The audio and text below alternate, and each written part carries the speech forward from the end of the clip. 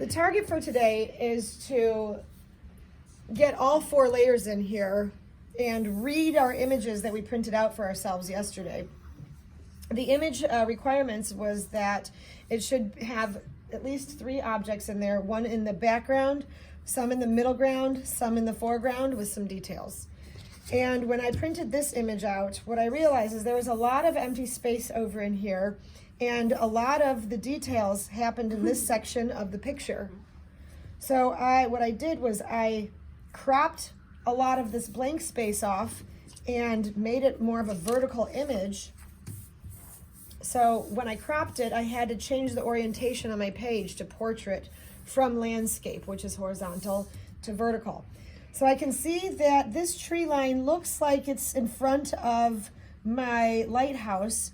So I'm going to do the lighthouse, call that the background object, call these the middle ground, call this the foreground, and call these the details. You're all going to get a folder today, and this folder includes 4 transparencies. I'm going to loan you a vis-a-vis marker, which is one of these, to use on these sheets. Please do not lose any of these items. You're going to return them all to me at the end of this unit.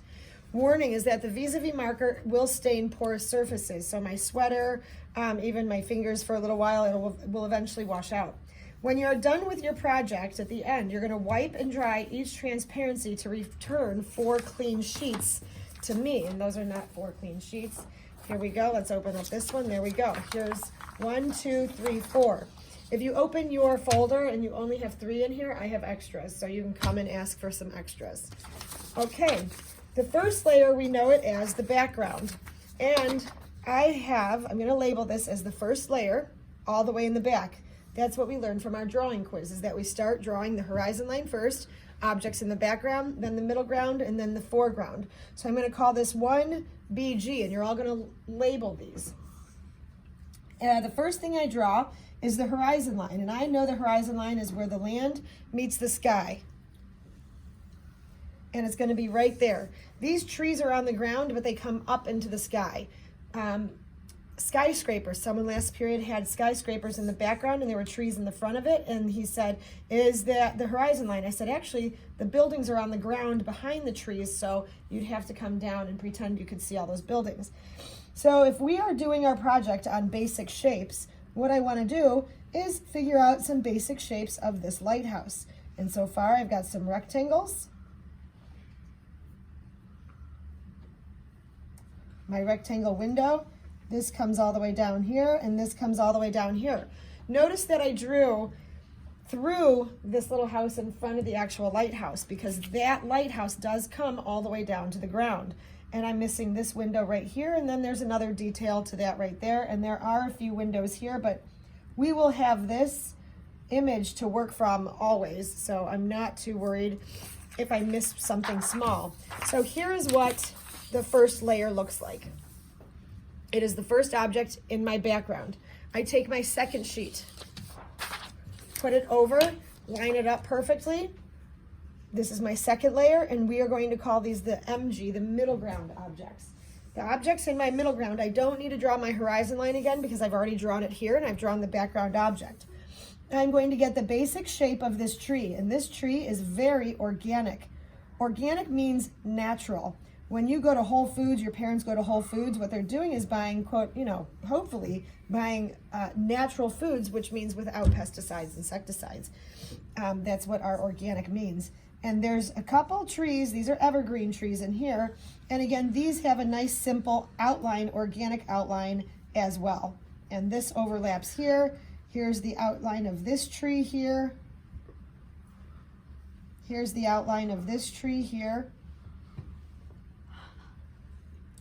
And the outline of this tree here. These are all what I would say are in the middle ground. This middle ground image looks like this. When I overlap it, I'm starting to build up my surface of my artwork. And that's the idea of when you create, is to build up, work from the background to the middle ground to the foreground.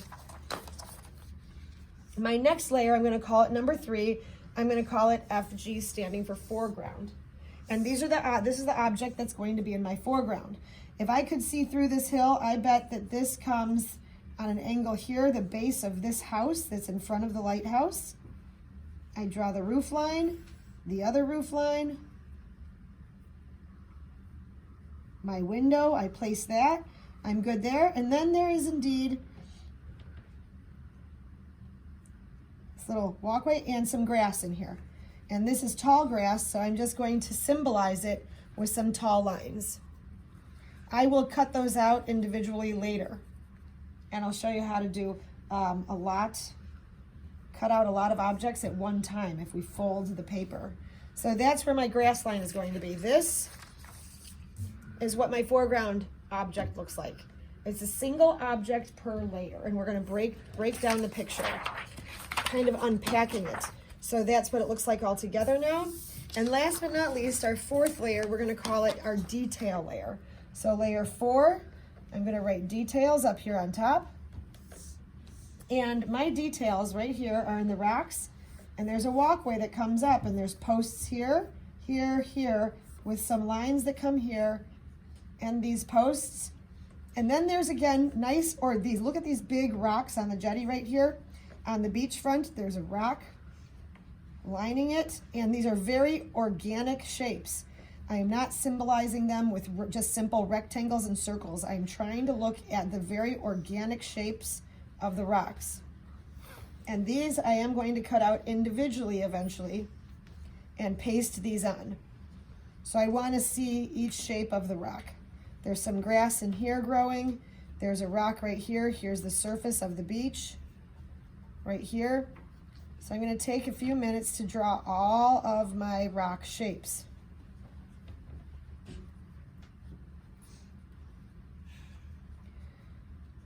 So when, in the former class before this, when he had the tree line in front of the buildings, he had to see through, practicing through the tree line, and think about what the building looks like as it came down to the ground.